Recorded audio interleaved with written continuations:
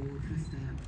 세 분 모두 오늘 소감이 좀 각별하실 것 같아서 인사 말씀 그리고 오늘 소감 한 분씩 차례로 듣도록 하겠습니다. 네, 감독님. 네, 안녕하세요. 저는 소울메이트 연출하는 민용근입니다. 반갑습니다.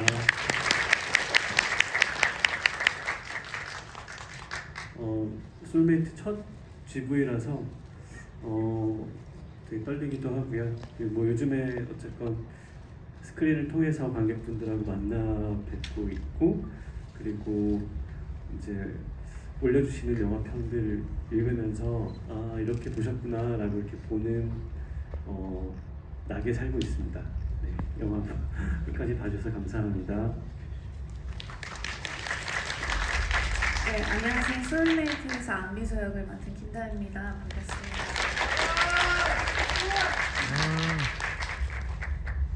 안녕하세요. 소울메이트에서 하은 역할을 맡은 전순희입니다. 이렇게 GV로 뵙게 돼서 반갑습니다.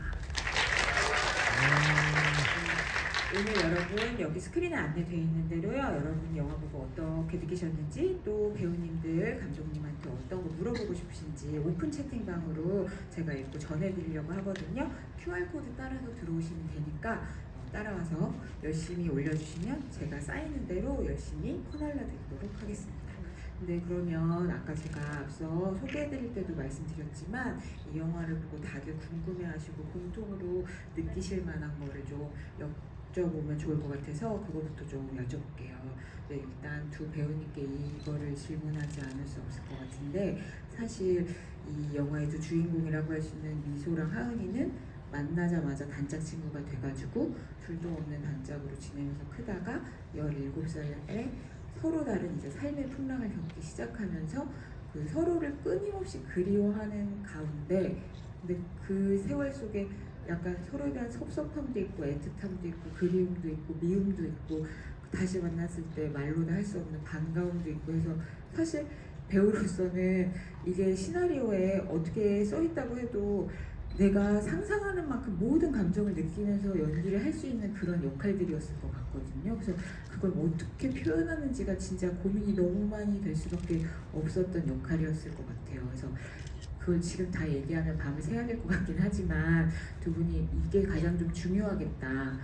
이게 이 서로에게 이 역할들이 약간 내가 이 사람을 이렇게 생각하고 있구나를 어떻게 보면 깨달아가는 과정일 수도 있잖아요.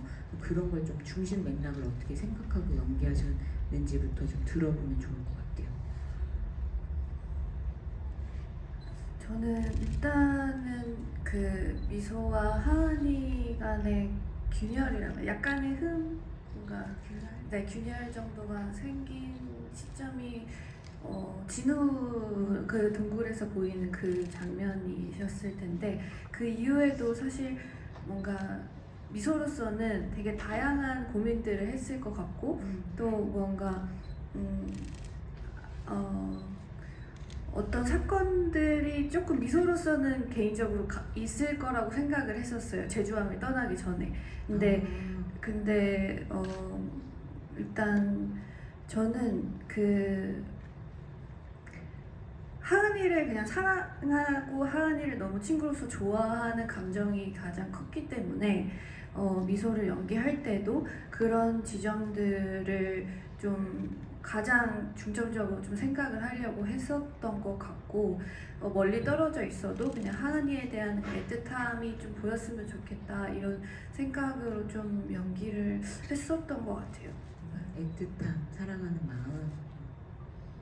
저희도 프리를 준비하면서 그 시작이 어디일까, 그 균열의 시작이 어디일까에 대한 얘기도 많이 했던 것 같은데 저는 저희가 연기하면서는 그쯤이라고 얘기를 했던 것 같아요. 그런데 제가 최근에 영화를 보고 느낀 게 이제 영화로 만들어지니까 또 시나리오로 볼 때랑은 다른 점들이 있더라고요. 그래서 저는 개인적으로 미소는 눈치채지 못했지만 하은이한테 먼저 생긴 어떤 균열의 씨앗 같은 게 그 나는 가끔 미소가 부러워하고 얘기할 때 그 부럽다는 마음이 생겼을 때 뭔가 아무한테도 솔직하게 사실은 부러워서 저 친구에 비해서 내가 모자라게 느껴져 막 그런 생각이 조금씩 생겨나기 시작했을 때부터는 어느 정도 그럴 예견이 되지 않았나 하는 순간일 수도 있다고 생각을 했어요. 그리고 저도 담임 배우처럼 그 시작을 그쯤으로 생각은 했지만 제가 한 씬 한 씬 연기를 하는 거에 있어서는 뭔가 머리로 그래프를 그린다기보다 어떤 정도의 감정이겠지, 이만큼 그립겠지라고 생각하는 것보다 그냥 그 시점에 하은이한테 미소가 어떤 감정으로 여기에 머물러 있는지를 생각하려고 했던 것 같고 그냥 그걸로 모든 씬의 이해를 시작했던 것 같아요. 근데 배우님들이 그렇게 연기를 해주셔서 우리도 약간 이 모든 감정이 그래프처럼 이렇게 계산적으로 산수적으로 다가오는 게 아니고 이렇게 여러 가지 감정이 뭉텅이로 오는 것 같은 느낌이라 그래야 되나? 그렇게 다가오는 것 같아요. 근데 그럼 전 감독님한테 여쭤보고 싶은데 저는 영화를 다 보고 나니까 어떻게 해석하자면 미소와 하은이가 그러니까 왜 우리가 소울메이트를 또 이제 우리는 다른 말로 영혼의 반쪽 뭐 이렇게 얘기하기도 하잖아요. 다 보고 나니까 무슨 생각이 드냐면 둘이 진짜 약간 반쪽 같은 존재인데 뭐 예를 들면 서로 갖고 있지 못한 면도 있지만 결국에는 그게 나중에 뒤바뀌기도 하고 서로 경험해야 하는 것들이 뭐 다르게 경험이 되기도 하고 막 이렇게 되는데 결국은 두 사람이 마치 같이 있어야 완전해지는 존재 같다 이렇게 느껴지기도 했거든요. 그래서 둘을 그렇게 합쳐놔야 이 둘은 세상을 완전하게 느끼는 존재구나. 그래서 서로 다른 성격들이 다 이렇게 합쳐지는 존재구나 이렇게 느껴지기도 했어요. 그래서 감독님이 왠지 그걸 다 감독님만큼은 머릿속으로 다 계산하고 생각하고 섬세하게 조율하면서 영화 찍으셨을 것 같아가지고 둘의 존재를 어떻게 느끼셨는지. 영화를 만들면서 저도 변해간 부분들이 있는 것 같아요. 그러니까 처음에 원작을 봤을 때 그리고 이 원작을 가지고 영화를 만들기 시작할 때와 그리고 영화를 만드는 과정을 거치면서 좀 많이 달라진 부분들이 있는 것 같은데 이게 처음에는 이 둘의 관계를 언어로 규정 지으려고 많이 했던 것 같아요. 우리가 흔히 말하는 우정이라든가 사랑이라든가 우리가 흔히 관계 속에 쓰는 그 관계를 규정 짓는 말들이 있잖아요.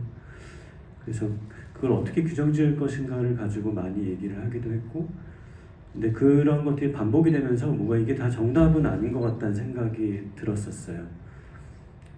그 둘의 관계에 있어서는 사실 사랑이라고 하는 것도 굉장히 촘촘한 스펙트럼이 있다라고 생각이 돼요. 그리고 정말로 이 세상에 존재하는 사랑이라고 하는 것들은 너무 많은 모양새를 하고 있기도 하고 그리고 나라는 존재도 그렇고 미소랑 하은이라고 하는 존재도 표면적으로는 굉장히 규정하기가 쉽죠. 저희 뭐 예고편에 있는 것처럼 뭔가 되게 자유로운 영혼 같은 미소가 있고 그 고요한 정무라 같은 하은이 있고 근데 그 개개인의 존재 자체도 이 우정이나 사랑과 같은 관계를 규정짓는 단어처럼 개개인의 존재도 사실 규정지을 수 없다는 생각이 들어요. 그래서 영화를 찍으면서는 제가 갖고 있던 생각은 이 둘의 관계라든가 그리고 하은이라는 인물, 미소라는 인물을 언어로 가두지 말아야겠다라는 생각이 가장 컸던 것 같아요. 그래서 궁극적으로는 관객분들이 이 인물들을 느끼시고 마지막에 이제 어떤 장면들을 향해 갈 때 좀 복잡한 감정, 복합적인 감정들이 들었으면 좋겠다라는 생각이 들었었어요. 그러니까 말로 쉽게 규정하기 어려운 그런 그냥 묘한 감정들 그래서 언어로 잡히지 않는 그 감정을 어쨌건 표현을 하고 싶었고 두 인물을 통해서 그랬었고 미소라는 인물도 그렇고 하은이라는 인물도 결국에는 미소는 충분히 또 하은이 될 수 있고 하은은 충분히 미소가 될 수 있고 그 안에 여러 가지 면모를 가지고 있는 게 사람이라는 생각이 들거든요. 그래서 어찌 보면 초반에 미소를 규정짓는 단어들 영화의 초반에 그렇게 규정짓게 나오긴 하죠. 등장하긴 하죠. 그리고 영화 초반에 하은이를 규정짓는 단어들 이런 것들이 영화 후반부가 됐을 때는 뒤바뀌는 걸 좀 넘어서 그 언어 자체가 좀 무색해졌으면 좋겠다는 생각이 들었던 것 같아요. 그러니까 우리 존재 자체는 다 무엇이든 될 수 있잖아요. 그런 것처럼 미소도 하은이도 그랬으면 좋겠다는 생각이 들었었어요. 근데 많이 경험하실 텐데 왜 친구들 사이가 길어지면 그럴 때 있잖아요. 어렸을 때 내가 얘를 다 아는 것 같은데 길어지다 보면 의외로 삶의 궤적이 이렇게 달라지면서 내가 알던 애가 맞긴 맞는데 한편으로 내가 전혀 상상하지 못한 삶의 어떤 영역으로 가는 걸 보면 되게 뭐라 그래 진짜 약간 신비한 느낌이 들기도 하잖아요. 근데 둘이 그런 걸 느꼈겠다 이런 생각이 좀 들더라고요. 근데 관련해서 그 동굴씬에 관련해서도 물어봐 주시는 분이 많은 것 같아서 제가 이거 여쭤보고 여기 있는 많은 질문들 구체적으로 퍼 날라드리도록 하겠습니다. 저는 그러니까 이게 일종의 어떻게 보면 영화를 보다 보면 가장 놀라는 순간 중에 하나가 그 동굴씬이 아 이런 거구나라고 처음에 지나가다가 그날의 진실이 나오면서 아, 이 세 사람의 관계가 내가 흔히 생각하는 멜로 영화에서 나오는 그런 삼각관계라서 그런 게 아니구나라는 걸 알게 되잖아요. 근데 그렇게 치면 어떻게 보면은 미소는 그날 진우의 입맞춤을 받아주지 않았는데도 그 사건을 통해서 뭔가 내가 하은이 곁에 있으면 안 되겠다는 생각을 한 거고 그래서 그 목걸이를 혼자 이제 가야 되는 입장에서 어떤 행운의 상징처럼 불운을 막는 것처럼 가져간 거라고 생각하고 연기하신 거예요. 어떻게 해석하셨어요? 그런 지점도 어느 정도 있긴 하지만 근데 사실 저는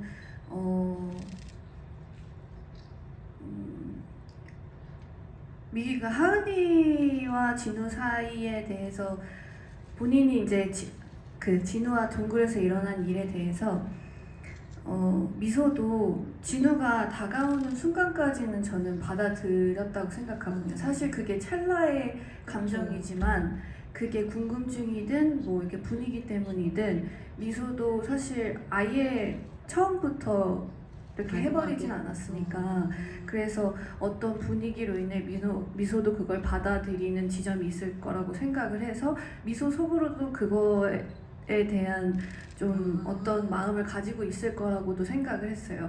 그리고 하은이를 위해서 미소가 서울로 가는 것도 맞다고 생각하고 또 한편으로는 본인이 상처받고 싶지 않아서 먼저 떠난다고도 생각을 했던 것 같아요. 이제 워낙 이제 그 전에도 엄마한테 많이 떠돌이 생활을 하고 엄마는 그렇게 해왔던 인물이니까 좀 아픔이 있는 미소로서는 그냥 먼저 본인이 가는 것도 어떻게 보면 미소의 방어적인 부분도 전 있었다고 생각이 들었던 것 같아요. 그 목걸이를 가져가서 지니고 다니는 마음은 그럼 이 세상에서 혼자가 된 나의 존재를 어느 정도 그래도 지키고 싶은 마음 같은 거예요.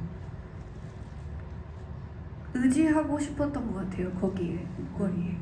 이 친구와 진우를 다 합쳐서 그 아름다운 시절들에 대해서 근데 그러면 이제 하은이에 대해 마음에 대해서도 물어보지 않을 수 없는 게 사실은 오해를 했던 게 아니라 그래서 뒤에 대사로 간접적으로 나오긴 하지만 그때 미소가 영원히 내 옆에 있을 것 같았는데 뭔가 이 사건으로 인해서 나를 떠나가려고 하는 것 같은 마음이 드니까 솔직히 말하면 그 나이 때 내 마음을 정확히 다 모르잖아요.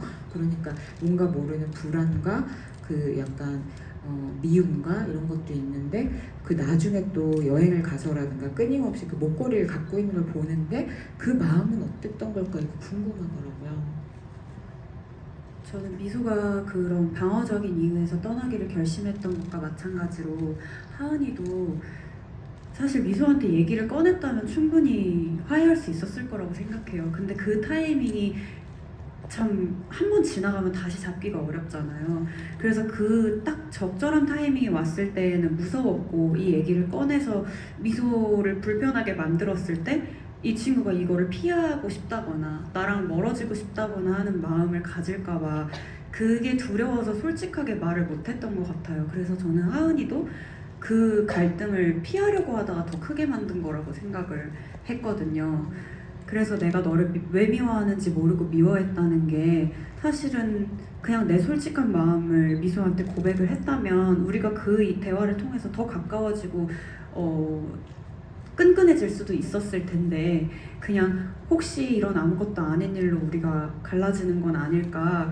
그래서 미소가 말해주기를 자꾸 기다려서 그 떠나는 미소를 붙들고 그거밖에 없어? 라고밖에 못 물어보고 속에 있는 얘기는 못 하는데 뭔가 말해줬으면 좋겠어서 자꾸 물어본다고 생각했어요. 그래서 미소의 마음을 알면서도 그거를 괜찮다고 완전하게 없던 일처럼 안아줄 수 있는 사람은 못 되고 서운한 거 사실이고 또 무섭고, 왜냐면 미소는 내가 동경하는 대상이니까.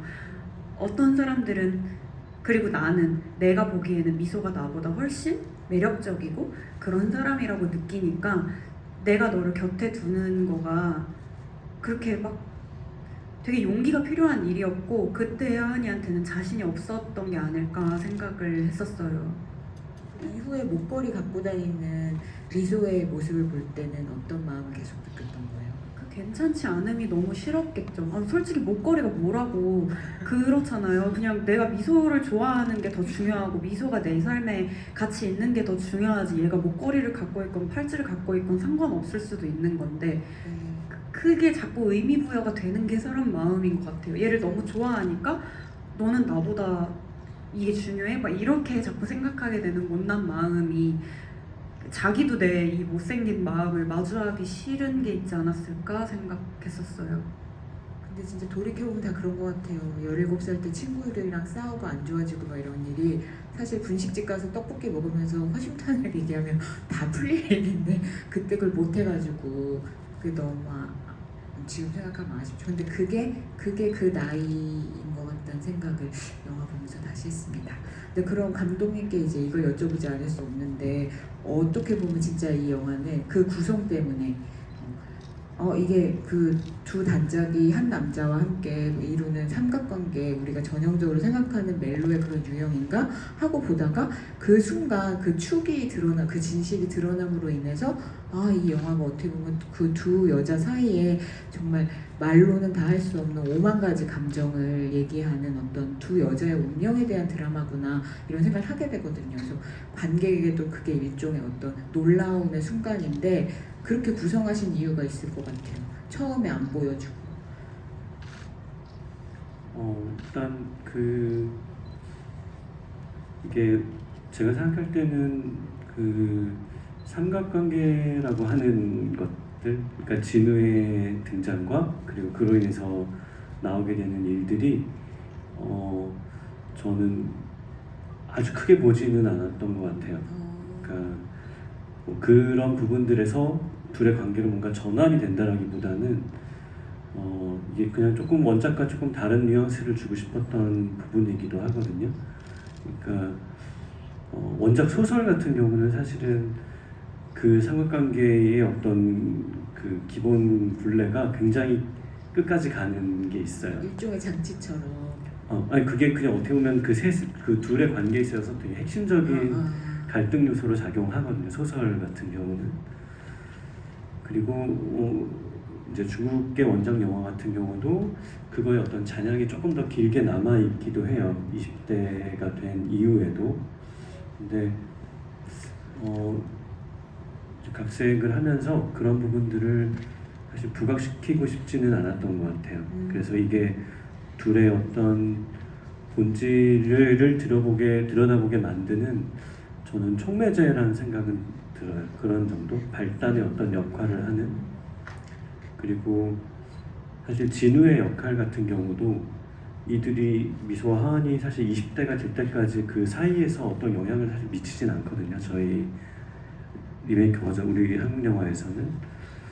그랬던 것도 조금 더 미소와 하은의 좀 본질적인 관계를 그려보고 싶었던 것 같아요. 그래서 어떤 이야기적인 어떤 꺾임이나 혹은 이야기적인 트릭이나 이런 것들은 조금 최대한 자제를 하고 조금 미소와 하은의 관계에 좀 몰입을 집중을 하게 하려고 했었고, 그런 면에서 저는 진우라는 존재가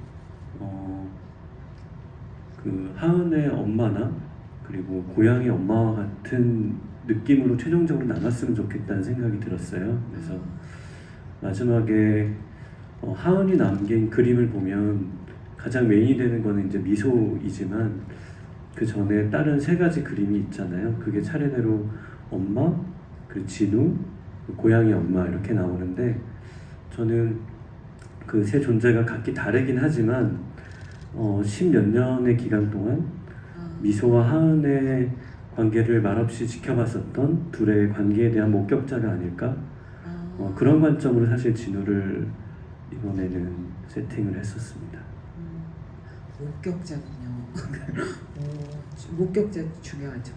그 제가 지금부터 질문 올리신 것 중에 좀 중복되고 비슷한 것도 많아서 아이디 읽어드리면서 질문 읽어드릴 건데 선착순으로 이름 불리신 6분한테는 나가실 때 스태프분한테 그 아이디 확인하시면 3분이 친필로 사인하신 엽서 이게 6부가 준비됐대요. 그래서 6분에게 선착순으로 드리도록 하겠습니다. 이 소니 옹니 분이라는 그 아이디를 쓰시는 분이 올려주신 게 재밌어가지고 두 번째 질문인데요. 그 하은이가 영화에서 보면 궁금한 사람의 모습을 그리다 보면 진짜 똑같이 그리다 보면 그 사람 말고 그 사람에 대한 내 마음이 어떤지 알게 된다고 얘기를 하잖아요. 근데 이 얘기를 듣다가 맨 마지막에 그 둘이 반반씩 같이 그 세밀한 그림을 그리는 걸 완성하는 걸 보는 게 그걸 볼 때 이 말을 다시 곱씹게 되거든요. 그래서 아마 그 그림을 그릴 때 각자 서로를 너무 진하게 생각하면서 같이 지낸 시간들을 생각하면서 그렸을 거 아니에요. 그래서 그 두 사람이 그림 그릴 때 마음이 어떤 거였을까 궁금하다고 하셨거든요. 네. 저의 마음은 그래요. 그냥 영화를 볼 때 사실 저희가 보여드리는 부분이 있고 설명하지 않는 부분들이 있잖아요. 근데 그런 부분에 대해서 저 개인적으로 생각이 있을 수는 있지만 제가 드리는 대답이 답은 아니라고 생각해요. 그러니까 영화를 보시면서 어떤 생각을 하셨던 그게 맞다고 말하고 싶고, 근데 제가 연기를 하면서 생각했던 마음은 저는 그 그림을 완성하지 못할 거를 알고 그린 게 아니기 때문에 그냥 저는 하은이가 대상을 그리는 마음이 그 내 마음을 알고 싶기도 한 마음과 그냥 너를 있는 그대로 너무 바라봐주고 싶은 마음이라고 생각했어요. 어쨌든 그 너에 대한 내 마음이 궁금해지는 것 자체가 저는 사랑이라고 생각하거든요. 그래서 미소를 그리워하면서 그리면서 너무 거짓없이 나한테 행복하다고 말해줬던 미소의 모습을 이제 그 그림 안에서 내가 최대한 내가 할 수 있는 만큼 자세히 들여다보고 계속 알아들어주려고 하다 보면 내 그림 안에서 얘가 살아있다고 느끼지 않았을까 생각했던 것 같아요. 그래서 저희가 그 그림 그리다가 창을 돌아봤을 때 반영으로 서로의 모습이 되는 장면이 있는데 그거를 아마 실제로는 다미 배우가 제 시선 쪽에 서 있어 줬었거든요. 찍을 때요. 네, 근데 이렇게 그림을 그리다가 이렇게 미소를 봤을 때 이거 그냥 에피소드긴 한데요. 이런 거 좋아합니다. 그런 거 같아서 말씀을 드리는 건데 되게 눈물이 났던 것 같아요. 내가 없을 때 미소가 자기 모습이 거울에 비친 걸 보고 볼 내 모습이라는 생각을 하니까 그냥 거기 있는 미소가 현실로 느껴지고 제가 여기에 이 세상에 안 있는 것 같은 기분이 들더라고요. 그래서 되게 슬펐던 것 같아요. 그래서 눈물이 났었는데 그때 이상하게 모니터 앞에 이제 현장 편집 기사님이랑 그리고 스크립터님이랑 이렇게 보고 계시다가 왜 눈물이 나지? 하고 막 같이 좀 눈물이 났던 기억이 있어요. 눈물바다가 됐습니까? 아니, 바닥까지는 아니고 그냥 쪼르르. 아 진짜요? 근데 그러니까 그 그림을 그리는 마음 자체가 저희한테는 그만큼의 애틋함이 있었던 것 같아요. 너무 사랑에 맞지 않는 그런 마음. 사랑 없이 그릴 수 없는 그림이어서. 저는 사실 저도 무언가 딱 정해놓고 사실 연기를 하진 않았어요. 그냥 그쯤에는 저희가 이미 너무 많은 촬영을 하고 난 뒤기도 했고 그리고 시나리오 상으로도 사실 뒷부분이라서 사실 뭐 어떤 표정을 짓든 그걸 바라보는 관객분들의 몫이라고 생각을 했던 것 같아요. 그래서 그냥 그때 그냥 느끼는 그 마음이 저도 정확히 이게 항상 저희가 소울메이트 촬영하면서 느꼈던 건데 무언가 감정을 설명할 수 없다는 느낌을 많이 받았던 것 같아요. 뭔가 이게 어떤 마음이다라고를 말을 못하게 했어가지고 그냥 하은이를 바라보고 그냥 그때 느끼는 거를 그냥 표현을 하려고 했던 것 같아요. 우와. 근데 저는 사실 이 영화 볼 때 그런 게 너무 궁금했어요. 이게 한국 영화에서 되게 오랜만에 보는 수채화 감수성이잖아요. 근데 여러분 아시겠지만 아무리 시나리오에 우리 영화는 수채화 감수성을 추구합니다 이렇게 써놓고 감독님이 수채화 감수성이라고 합숙하면서 막 배우님 스태프랑 얘기를 해도 그 감수성이라는 게 사실 찍는다고 찍히는 게 아니거든요. 근데 그게 어떻게 보면 영화의 운이기도 하고 감독님 연출력이고 배우님 연기력이기도 한데 첫 장면부터 그게 이제 수채화 감수성이 하고 수채화네 이렇게 된다는 게 진짜 어떻게 보면 영화의 신비인데 그게 너무 신기한데 그거는 제가 아무리 스티븐 스필버그한테 물어본다고 해도 정석으로 가르쳐주진 못할 것 같거든요. 그래서 그럼 어떻게 스티븐 스필버그 대신 민용근 감독님한테 물어볼까요? 감독님 영화가 약간 수채화 감수성이잖아요. 그런 거 어떻게 하는 거예요? 진짜는 잘 모르겠는데 네. 그냥 그때 찍을 때 촬영할 때를 생각해 보면 여기 나오는 이제 어린 미소와 하은이 있잖아요. 어릴 때 나오는 그 두 친구도 1살 차이거든요. 그 어린 미소가 1살이 많아요. 근데 둘도 오디션을 볼 때 바로 연달아 봤었어요. 순서가 네네, 어떻게 그렇게 됐는데 둘이 대기하고 있다가 이렇게 스쳐 지나가면서 이렇게 오다 가다 보면서 서로가 서로의 상대역이 될 것 같은 느낌이 들었다고 하더라고요. 뭐야 이 영화 뭐야? 진짜요? 그리고 저희가 촬영 초반에 이제 어린 시절부터 찍기 시작했는데 제주도 내려가자마자 근데 둘도 서로가 서로를 필요로 했었어요. 촬영할 때. 이렇게 어린 미소의 배우분 이름이 김수영인데 그 수영이 언니가 앞에 있어줬으면 좋겠어 이런 얘기들도 하고 뭐랄까 약간 그게 자연스럽게 만들어진 관계인데 뭔가 서로 운명적인 끌림도 있었던 것 같고 그리고 서로를 바라보는 그 눈빛이 되게 맑아 보였었던 것 같아요. 근데 마찬가지로 그렇게 하고 그 다음에 이제 실세가 된 미소와 하은이 제주도에 당도했거든요. 근데 이제 이 두 분은 사실 촬영하기 전부터 프리프로덕션 기간 때부터 계속 오랫동안 또 만나오고 얘기하면서 저희도 되게 노심초사하죠. 둘이 안 친해지면 어떡하지? 우리가 정말로 마음끼리 친한 거를 어떻게 할 수는 없잖아요. 그냥 친한 역할이니까 둘이 좀 친한 척을 하자 이렇게 할 수도 없고 이거는 그냥 뭐랄까 운명적으로 저절로 만들어지는 관계라는 생각이 드는데 둘도 워낙 굉장히 돈독했었고 특히 이제 촬영하면서부터는 그게 탄력이 되게 붙었던 것 같아요. 그래서 이 같이 있는 모습 자체가 저나 저희 스태프들이 보기에는 너무나 자연스럽고 그리고 그 눈빛이 굉장히 맑다 보니까 저도 그렇고 저희 촬영했던 스태프들도 촬영하는 기간이 굉장히 행복했어요. 이게 물론 제주도라는 공간이 주는 어떤 공간의 힘도 있는데 사실 저희가 촬영하면서는 계속 보는 대상은 배우들이잖아요. 근데 그 배우들이 각자 서로를 바라보는 눈빛 자체가 굉장히 투명하고 그걸 보고 있으면은 마음이 이렇게 정화되는 느낌을 받을 만큼 행복한 기운인 것 같아요.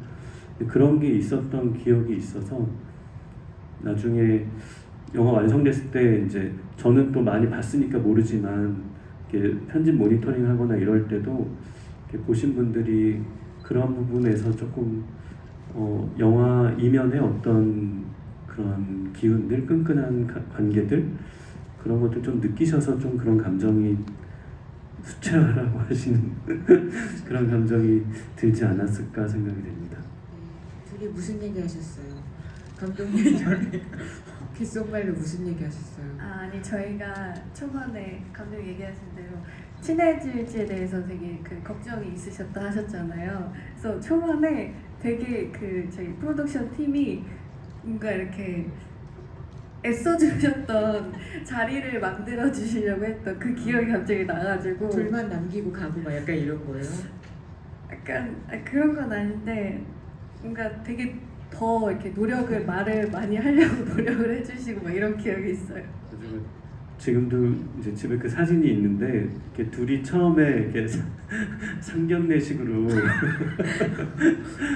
어디 이렇게 식당에서 같이 만났던 날이 있어요. 근데 그날은 뭐 저도 있고 뭐 제작사 대표님도 있고 또 이제 여러분들이 또 있는 자리여서 사실 막상 이 두 사람은 말이 없고 이게 주변 사람들이 뭔가 분위기를 만들려고 막 이러고 그래서 그날 뭐 재밌게 끝나고 그 다음에 그럼 두 번째 자리를 우리가 어떻게 만들어주지 이렇게 고민을 막 하고 있었는데 이미 만나서 5시간을 서로 그냥 둘이 그냥 연락해가지고 이미 만나서 5시간 이상 막 수다를 떨고 이렇다 그러더라고요. 그래서 그 이후부터는 우리가 섣불리 간섭하지 말고 개입하지 말고 그냥 놔둬도 그 되겠다. 자리에서는 담이랑 별로 얘기를 못한 것 같아요. 별로 말을 걸어본 적이 없는 것 같아요. 아 오히려 그 분위기 때문에 아 그럴 수 있겠다. 오, 그런 과정들이 있어서 이렇게 담는 거구나. 그리고 실제로도 결국 이제 저의 어떤 다른 개인사 때문에 실현이 되진 않았는데 그냥 시키지도 않았는데 두 분이 제주도에 펜션을 예약해놓고 며칠 가서 둘이 같이 살려고 아 진짜? 살려고? 며칠 살려고 며칠 살기? 며칠을 지내보려고 그렇게 예약까지 계획을 다 세워놨었더라고요. 두 분이 알아서 잘하시는데 왜 이렇게 어르신들끼리 네, 어르신까지는 아니지만 네, 섣불리 이제 그 다음부터는 저희도 이제 좀 빠져 있었습니다. 아 그렇구나. 사실 여기 이게 되게 많은데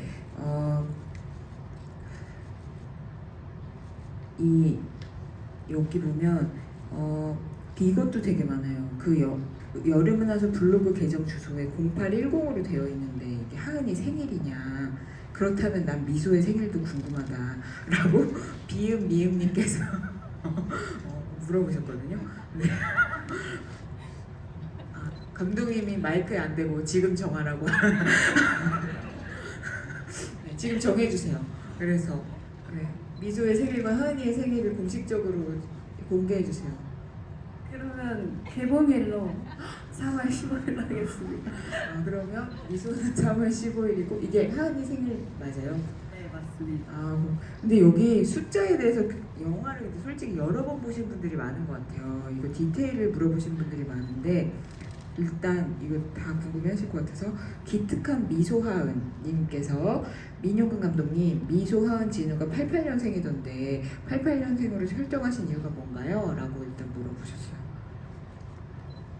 처음에 이제 스토리를 최초에 이제 기획을 할 때 그 부분이 고민이 사실 많았었어요. 그리고 지금 나온 시나리오 버전 이전에 전혀 다른 이야기 버전으로 2개의 시나리오가 사실은 더 있거든요. 거기에 처음에 첫 번째 버전에 따른 이야기의 시나리오에는 73년생으로 시작을 해요. 73년생. 네네. 그래서 굉장히 긴 시간을 다루는 시나리오 버전이 있어요. 그리고 그 다음에 두 번째 버전의 또 다른 이야기는 80년생 버전의 이야기가 있고, 그리고 이제 저희가 이제 마지막으로 이제 영화로 만들어지게 된 파이널 버전에서는 88년생으로 되어 있었는데, 그게 뭐 각각의 굉장히 여러 가지 이유가 있어요. 그리고 뭐랄까 우리가 미소와 하은이 가장 찬란한 어떤 우리가 청춘이라고 말하는 어떤 시기를 보내는 그 시기가 이 태어난 연도를 결정하는데 좀 중요하게 영향을 미쳤던 것 같아요.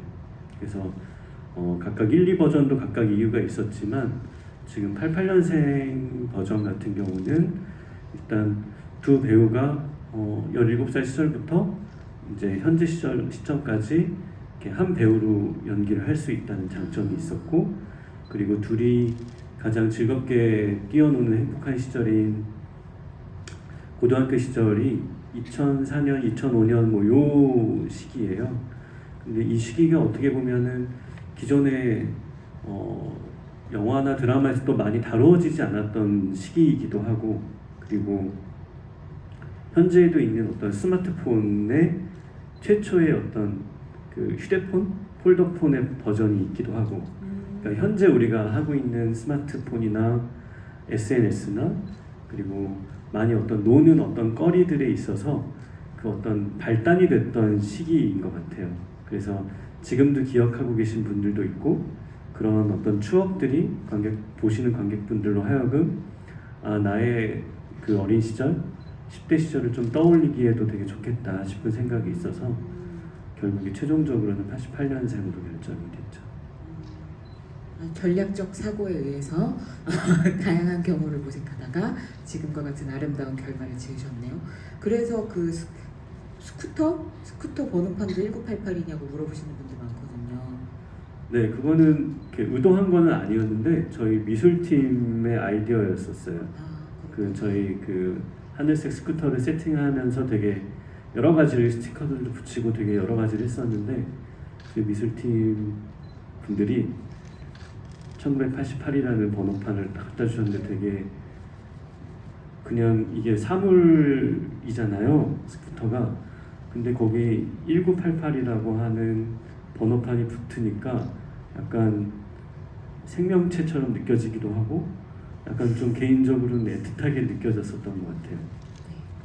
여기 사실 이분 누구냐면 엄청 많이 올려주셨는 질문을, 미소의 영원한 친구 하은이라는 분 질문 중에서 제가 감히 하나만 일단 찝어보면요, 이게 아마 영화를 보신 분들과 함께 할 수 있는 자리니까 할 수 있는 질문인 것 같아서, 그래서 결국 결말을 보면 하은이는 결혼을 박차고 진짜 이제 자기 마음 가는 대로 살고 싶은데 임신을 한 건 알게 된 상태에서 찾아가는 사람이 이제 미소인 거잖아요.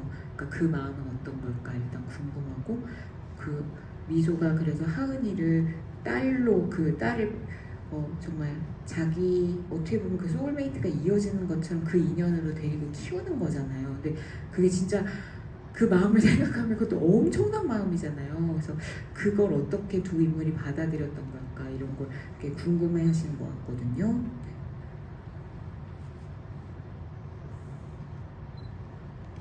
저는 근데 그거에 대해서 이제 저도 질문을 몇 번 받았었는데, 사실 미소로서 연기를 했을 때는 그렇게 의문이 드는 지점은 아니었었던 것 같아요. 왜냐하면 오랫동안 함께 해왔던 친구고, 그리고 가장 나를 잘 알고 나를 사랑해줬고 나도 사랑했던 친구고, 그 친구가 남긴 그 아이를 미소가 키우겠다는 마음이 저는 그냥 당연하다고 느꼈던 것 같아요.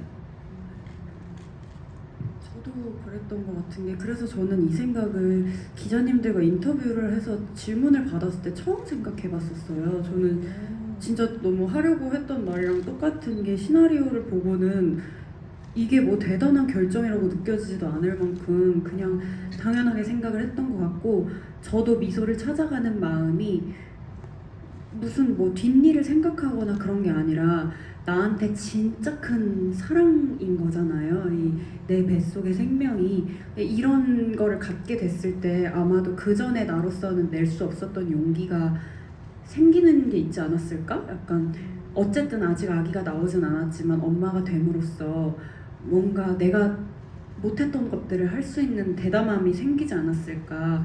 그래서 더 미루지 않고 내가 내 마음을 드러낼 수 있는 사람이 되고 싶었던 것 같아요. 저는 그래서 결혼식 날도 도망칠 수 있었던 것 같고, 정말 하은이다운 선택이 아니지만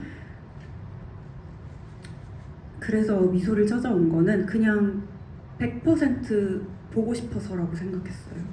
보고 싶어서. 네. 그리고 제가 아까 이 질문을 봤는데 두 분이 이걸 잘해주실 것 같아서 얘기할게요. 제가 넘겨가지고 그 대답하시는 동안 아이디를 찾아드리도록 하겠습니다. 왜 영화에 보면은 진우 앞에서 미소가 나 하은이 왜 하은이 좋아하냐고 하니까 얘기해 주잖아요. 진짜 그 사람을 오래 관찰하고 좋아하는 사람만 얘기할 수 있는 디테일들을. 그래서 어떤 분이 이렇게 물어봤어요. 그럼 거꾸로 하은이한테 미소가 왜 좋냐고 어디가 좋냐고 물어보면 뭐라고 얘기해 줄 수 있을 것 같냐고 물어보셨거든요. 얘기해 주세요. 제가 가장 사랑한 점은 미소에 하은이와는 다르게 생각을 한다는 점이었어요.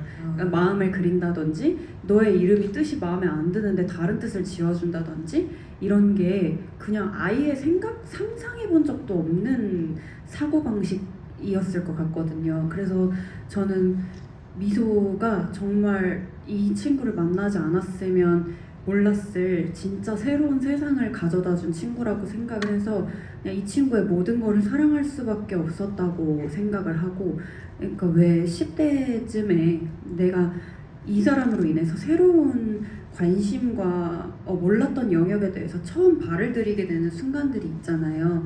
막 중고등학교 때 뭐 처음 뭐 마이너한 음악이나 영화를 알게 된다든지 아니면 뭐 만화책을 보게 된다든지 어딘가를 찾아다니는 걸 좋아하게 된다든지 이런 것들을 나를 처음 그 세계로 손잡고 끌고 들어가 준 사람이 사랑스러울 수밖에 없는 거는 당연하다고 생각을 했고, 그리고 저는 그냥 미소가 그냥 다 좋은 것 같아요. 그 뭐 머리를 막 자르고 다니고 그런 것도 너무 좋고, 옷도 지 입고 싶은 대로 입는 것도 너무 좋고, 막 밥을 양 볼에다가 넣고 씹어가지고 막 힘겹게 먹는 것도 너무 좋고, 항상 미소는 그래서 밥신을 찍고 소화제를 먹어야 했어요. 아 그래요? 그러니까 항상 너 되게 잘 먹고 뭐 이렇게 막 칵테일을 만들어 달라고 해도 뭔가 이렇게 다 남들이랑 다르게 하잖아요. 근데 저는 그게 하은이의 시선에서 봤을 때 너무 사랑스러운 행동 방식이라고 생각을 했던 것 같아요. 그래서 저는 영화를 볼 때도 아직도 맨날 막 가슴이 막 울컥울컥 하는 게 그 방금까지 너가 나한테 오자고 했잖아 같이 가야지라고 해놓고 그 너가 다시 빌어줘 하니까 바로 그냥 그래 당연하지 이렇게 하고 이렇게 이파리 이렇게 하면서 갈 때 너무 저는 마음이 되게 아프거든요.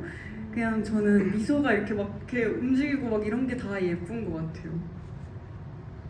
아직 사랑에서 빠져나오지 아직 그 상태로 계시는 거예요. 근데 그럼 김다미 배우님은 미소라면 이렇게 밥을 먹어야 한다고 생각하셔서 어떻게 보면 메소드 연기로 밥을 먹을 때보다 본인 식사량보다 더 많이 열심히 드셨던 겁니까? 네, 그러니까 그 하은이네 어머니가 해주신 밥이 미소한테는 가장 맛있는 밥이지 않았을까 싶어요. 그래서 그렇게 우거우거 먹었던 것 같습니다. 아주 맛있는 느낌이었습니다. 제가 열심히 빨리 그걸 찾아보도록 하고요. 사실 그래서 그거에 관련된 씬도 많은데 이게 영화를 보고 나면 결말에 대해서 얘기할 수 있는 자리니까 이것도 있잖아요. 사실 그 블로그에 남겨져 있는 그 하은이의 결말, 하은이의 삶의 이야기가 어떻게 보면 세 가지 버전으로 존재하는 거잖아요. 그래서 이제 어떤 분들은 그 마지막은 상상이냐 막 이런 걸 물어보시기도 하고 그게 서로 되고 싶었던 이상향의 어떤 실현이냐 이렇게 물어보시기도 하는데 그 버전들이 어떻게 보면 관객에게는 양파 껍질이 하나씩 벗겨지듯이 그래서 둘이 서로를 어떻게 생각하고 서로한테 뭘 바라는구나 위해주고 싶어하는구나 이렇게 느껴지는 거라서 이 구성 자체도 감독님이 결말로 향해 갈 때 되게 중요하게 생각하신 지점이었을 것 같아요. 그래서 그에 대한 얘기 좀 해주시면 좋을 것 같습니다. 이게 일부는 실제로 하은이 쓴 글이고 일부는 미소가 하은이라고 생각을 스스로 하고 글을 쓴 버전이고 그리고 이제 그것과 별개의 어떤 진실이 또 있는 거죠. 그래서 저는 이제 그 구분이 이렇게 복잡하진 않다라고 생각이 되는데 예를 들면은 어떤 시점이 그럼 실제 현실에 있었던 것일까 이런 것들 조금 이렇게 헷갈려하시거나 궁금해하시는 분들이 좀 있는 것 같아요. 근데 그런 부분들을 귀걸이에 힌트가 있다는 생각이 들거든요.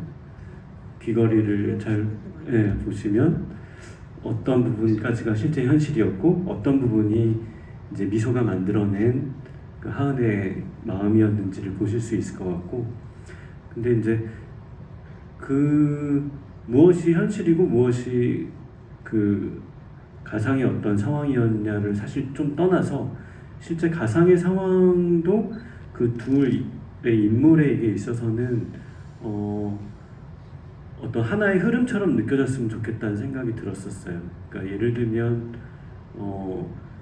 하은이가 공항에서 이제 멀리 떠나는 장면이라거나 여행을 하는 장면이라거나, 그리고 하은이가 오랜만에 미소를 찾아왔을 때 미소가 함께 살고 있는 그 가족들이 누구이냐라고 하는 것들도 이것이 실제 있었던 일이냐 아니냐를 떠나서 이 둘의 인물에게 있어서는 마음속에서 꼭 한번 해보고 싶었었던, 꼭 한번 살아보고 싶었던 그런 삶이 아니었을까, 그런 반영이라고 생각을 했었어요. 그래서 예를 들면 미소가 그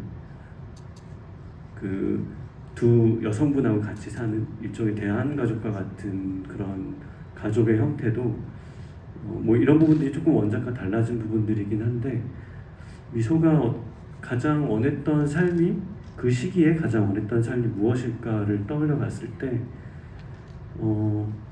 마치 어린 시절에 고양이의 이름을 엉뚱하게 엄마라고 짓듯이 자기에게 어떤 결핍이 있는 그 엄마의 어떤 존재, 그리고 어떤 언니 같은 존재, 그 안에서 막내처럼 살고 싶은 미소의 마음이 반영이 되지 않았을까.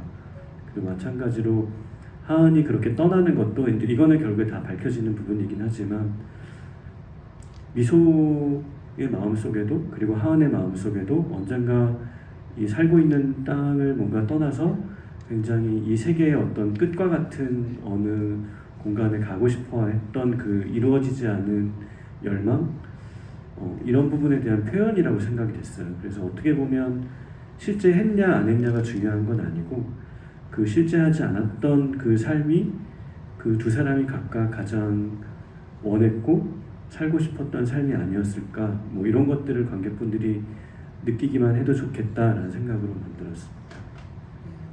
저는 지금 생각나는 게 그 미소가 가상의 가족을 선택하는 거를 감독님이 각색을 하시면서 그런 얘기를 해주셨던 것 같아요. 미소가 꿈꾸는 가족이 어떤 운명의 남자를 만나서 그 남자에게 내 인생을 기대거나 하는 선택이 아니었으면 좋겠어서 이런 가족을 꾸리셨다고. 그래서 그게 기억이 나요. 저도 그 장면 그래서 되게 재밌게 봤어요. 네. 사실 그 장면의 의미를 물어보신 분도 있거든요. 근데 여러분, 제가 아이디를 찾으려고 하는데 여러분이 끊임없이 질문을 올리셔가지고 제가 이 속도를 못 따라가겠어요. 그리고 제가 또 여쭤보면요.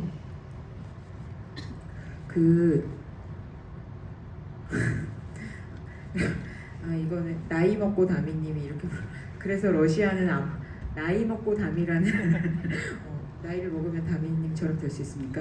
이 아이디를 쓰시는 분이 그래서 러시아는 아무도 안 갔다고 봅니다. 이렇게 결과적으로 아무도 안 갔다. 이렇게도 말씀하시고 이거 물어볼까요? 솔치님께서 감독님께 이건 배우님이 얘기해 주셔도 될 것 같고, 병원에서 하은이가 떠나면서 나는 한 다음에 뒤에 뭐라고 얘기하려고 그랬는지 알려달라고 볼 때마다 물어보고 싶어요. 제발 좀 알려주세요. 여기 두 분도 궁금하다고 합니다. 왜 그러냐? 썼다 네. 지웠다 뒤에 뭔가.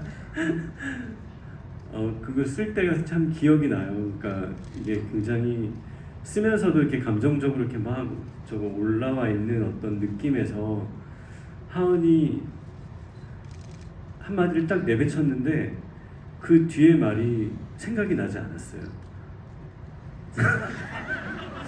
지금 괜히 그러고 얘기하는 뒤에 뭐라고 썼다 지웠다.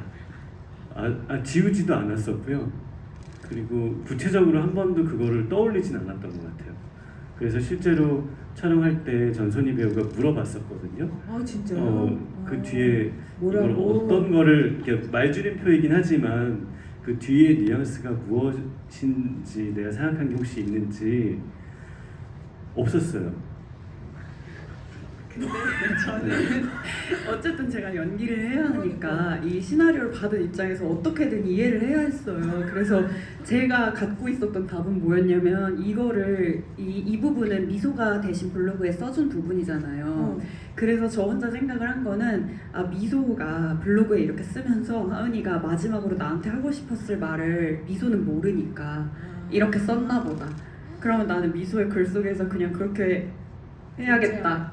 이렇게 생각했던 것 같아요. 근데 이제 저도 이게 내가 왜 그 뒤에 말을 생각을 하지도 않고 그리고 넣을 생각도 안 했는지를 곰곰이 생각해 봤었거든요. 근데 그거 쓸 때 그래서 미소야 나는 하고 나서 그 뒤에 밀려오는 말들이 너무 많았었어요. 그러니까 이거 한마디로 얘기하기 어렵다는 생각이 들었었던 것 같아요. 우리가 뭔가 정말 감정이 굉장히 고양되고 내 소중한 사람에게서 이제 막 떠나고 그리고 내 어떤 새로운 삶이 시작이 되고 근데 그 새로운 삶은 굉장히 두려움도 있고 미지의 것도 있고 가슴 벅차오르는 여러 가지 것들이 뒤섞여 있는 상황에서 미소야 나는 하고 나서 그 뒤에 해야 될 말들이 너무 파도처럼 한꺼번에 많이 밀려왔었던 것 같아요. 그래서 하은이 말을 못하지 않았을까 생각이 됐고 저도 이제 그런 마음이 이제 쓰다 보니까 전해지다 보니까 그 뒤에 그냥 어떤 말을 넣고 싶지가 않았던 것 같아요. 근데 이게 어떻게 보면 아까 관계를 규정한다는 거를 조금 우리가 피한다라고 했었잖아요. 그러니까 약간 그런 마음의 상태였던 것 같아요. 저도 그래서 사실 대부분은 대사의 존재 이유가 있잖아요. 대사가 있어야 전달이 되고. 근데 거기에서는 너무 많은 것들이 밀려든다라는 것들을 사실 좀 전달하고 싶었던 것 같아요. 네. 들으면 들을수록 이 영화는 되게 논술식이다. 이게 사지선다 이런 게 아니고 연기하시는 분들 만드시는 감독님도 이게 한마디로 정의할 수 없는 것들을 이만큼 채우고 보는 사람도 그거를 자기의 해석과 자기의 마음으로 채우는 그런 영화 같다고 생각을 했는데 근데 여러분 지금도 이렇게 새 질문이 미친 듯이 올라오는데 시간이 다 됐다고 그래가지고 어떡해요 이거 다 못 해드려가지고 근데 제가 아이디를 6분을 말씀을 하긴 했대요. 그래서 스태프분이 체크하셔가지고 이때 나가실 때 말씀하시면 드리도록 하고요. 그리고 여러분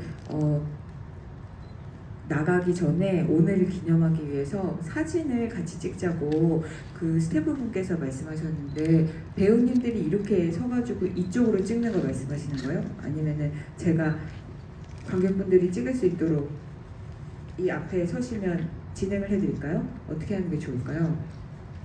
그죠? 그런 거 같죠?